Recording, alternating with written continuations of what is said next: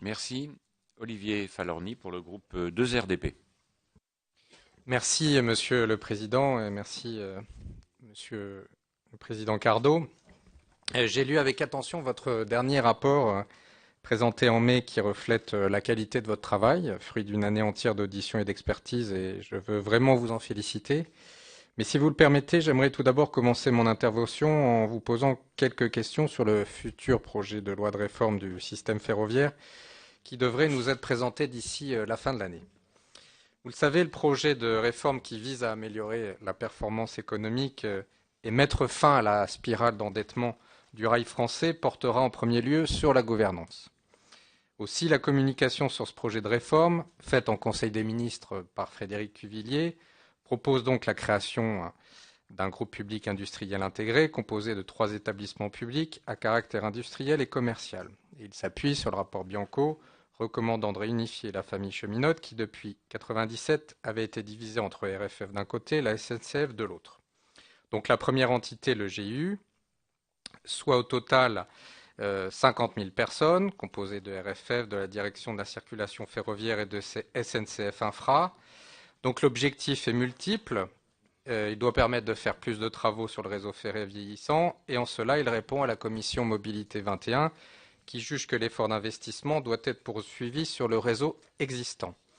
Alors la création du GIU doit aussi permettre d'endiguer la dérive financière du gestionnaire d'infrastructures dont la dette gonfle de 1,5 milliard d'euros chaque année, ce qui n'est pas acceptable. Alors le projet de loi prévoit aussi que son président soit nommé par l'État après avis de l'ARAF. Alors ma première question est toute simple. Quels sont les critères que vous retiendrez pour émettre cet avis ?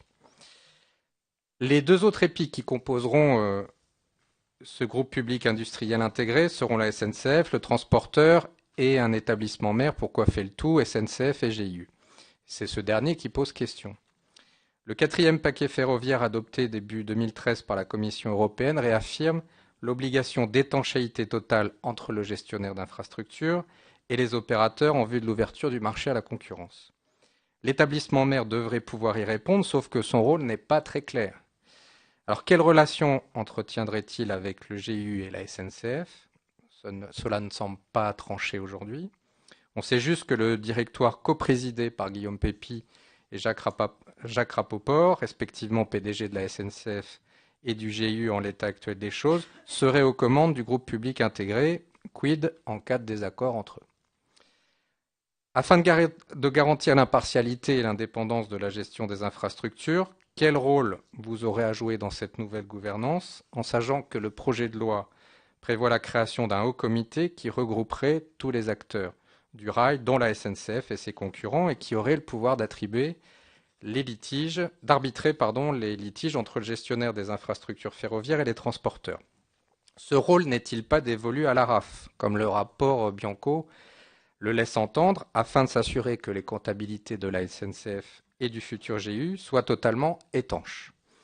Préalable indispensable de la Commission européenne à toute organisation ferroviaire d'un pays membre. J'ai lu par ailleurs que la bonne gestion budgétaire de votre autorité va permettre à la SNCF d'économiser en 2014 13 millions d'euros.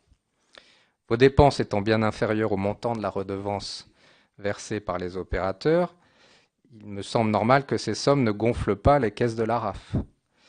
Mais ne pourrait-elle pas alimenter celle du futur GIU dans un schéma proche de celui que préconisent Jacques Oxiette et Jean-Louis Bianco, en proposant que pendant la période de retour à l'équilibre du gestionnaire, le pôle public ferroviaire soit autorisé par la loi à utiliser les excédents réalisés par la SNCF pour réduire la dette portée par le GIU. Voilà, Monsieur le Président, les questions que je souhaitais vous poser ce matin. Je vous remercie. Merci.